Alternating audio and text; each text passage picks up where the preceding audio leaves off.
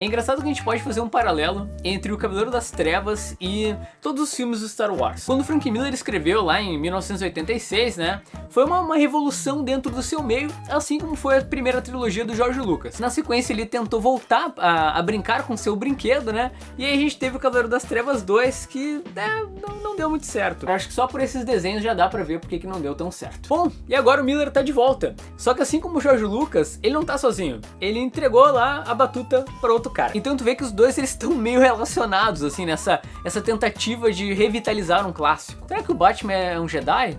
Ele deve ser do lado negro da força. Mr. Sandman, bring me a dream, make him the cutest that I've ever seen. Bom, semana passada a Panini anunciou que entre o final desse mês e o começo do próximo deve estar saindo no Brasil o Batman Cavaleiro das Trevas 3, né? No caso tem essa edição aqui com uma capa variante do Rafael Albuquerque, que eu não sei se vai ser no Brasil, mas a Panini já anunciou que essa publicação vai ter capas alternativas. Uma delas vai ser do Ivan Reis e as outras a gente vai ter que descobrir em breve. Eles vão imitar o formato que se lança nos Estados Unidos, então vão ser várias edições issues americanas, né, fininhas, de 36 páginas junto com um mini comic dentro, né, um quadrinho um pouquinho menor. Isso me deixa muito feliz, sabe, porque antes eles planejavam lançar em capa dura, então, cara, não ia ter nada a ver. Bom, lá nos Estados Unidos, essa revista ela já tá na edição número 3, vão ser 8 edições ao todo, e eu tenho aqui a edição número 1. Mas eu já li até a número 3. Desde que a DC anunciou esse projeto lá, eu acho que no começo de 2015, eu já tava empolgado, né? Quando eu vi que o Miller tava voltando pros quadrinhos, querendo ou não, ele não tava nos brindando com obras muito boas recentemente. Mas o cara voltar eu acho legal, sabe? Sem contar que ele ia estar junto com o Brian Azzarello, escrevendo, que é um roteirista que eu gosto muito, e os desenhos são do Andy Kubert. Que, cara, ele tá se puxando aqui pra emular o traço do Miller. E realmente tá muito parecido. Sem contar que eles chamaram o Klaus Janson, que é o mesmo arte finalista lá de 1986, então a estética do quadrinho tá bem parecida mesmo com o Cavaleiro das Trevas clássico, né? Ele usa bastante um jogo de sombras, tá bem legal. Só o que me chama a atenção nesse projeto é que ao mesmo tempo que o Miller tá envolvido, ele parece não estar envolvido, né? Eu dei uma olhada em umas entrevistas dele, e ele, do jeito que ele fala, parece que ele nem sabe direito o que tá acontecendo na história. Eu acho que ele só deu o plot pro Azzarello, assim, eu tô com uma ideia de escrever isso e aquilo, escreve aí pra mim, sabe? Bom, mas do que trata o Cavaleiro das Trevas 3, né? A grande trama que tem por trás da história, isso foi anunciado pela própria DC há alguns meses, né? É Kandor, a cidade engarrafada. Essa raça superior, né? Porque esse quadrinho ele se chama The Master Race, né? A raça superior, que seriam os Kandorianos, né? Que são kryptonianos, seres super fortes, vários super-homens na Terra. Então o quadrinho ele vai abordar essa questão dessas divindades, né? Andando conosco e dividindo o nosso rico planetinha. Outro fato interessante é que esse quadrinho ele tem um foco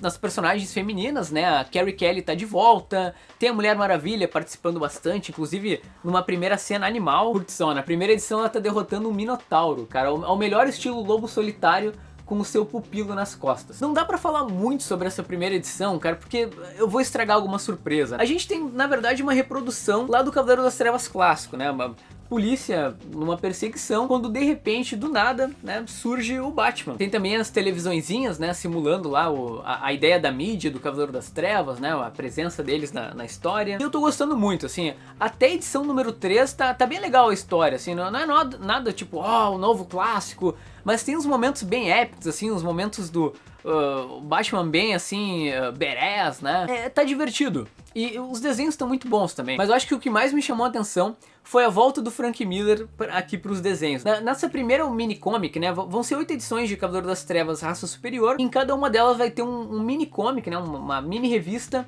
focada em algum personagem. Essa primeira aqui é do Átomo.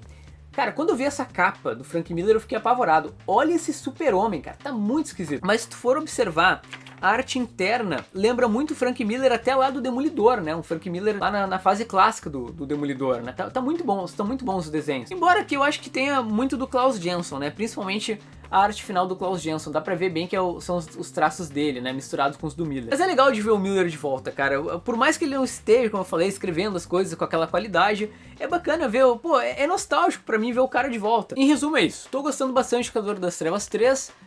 E, antes que eu esqueça, né, pra tu entender o Cavaleiro das Trevas 3, obrigatoriamente tu tem que ter lido o Cavaleiro das Trevas 1 e o Cavaleiro das Trevas 2. Sim, você deve ler o número 2, né? Cara, eu acho que ele não é 100% inaproveitável. Ele tem algumas coisinhas ali legais. problema são os desenhos, velho. Os desenhos são muito ruins. Também tem um final que eu até hoje não entendi, cara. Não faz o mínimo de sentido aquilo. Mas é isso. Eu pretendo falar mais sobre o Cavaleiro das Trevas 3 quando eu for acompanhando mensalmente pela Panini. E quando terminar, né? Eu vou procurar fazer um resumão aqui no canal, certo? Espero que esse videozinho tenha sido útil aí pra ti. Tchau, tchau.